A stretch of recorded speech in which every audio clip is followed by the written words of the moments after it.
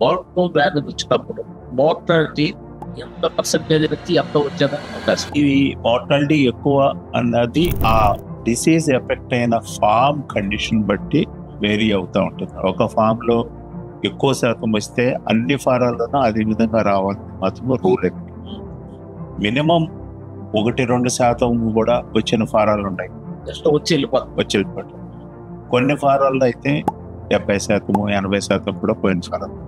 కానీ ఇప్పుడు మనం అవలంబించే ఫారం మేనేజ్మెంటల్ కండిషన్స్ కనుక జాగ్రత్తగా చేసుకోగలిగితే మినిమం మోర్టాలిటీ యావరేజ్గా 5-6% మోర్టాలిటీ.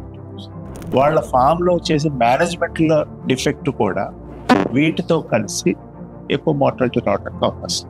H9, H5N.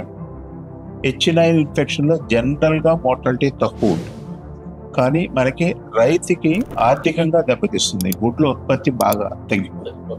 మళ్ళీ రికవరీ అవడానికి 3 వారాల టైం అట్లా దగ్గరగా రావచ్చు. అదే H5 అయితే గుడ్ల ఉత్పత్తి పెద్దగా మార్పు రాదు, కానీ చనిపోవడం ఎక్కువ. అందువల్ల ఈ చనిపోయే కోళ్ళ పరిస్థితిని బట్టి కూడా ముందు ఫార్మర్కి ఒక అవగాహన వస్తుంది. ఇది సివియర్ డిసీజా లేకపోతే లో ప్యాథోజన్, దాని మీద ఆధారం.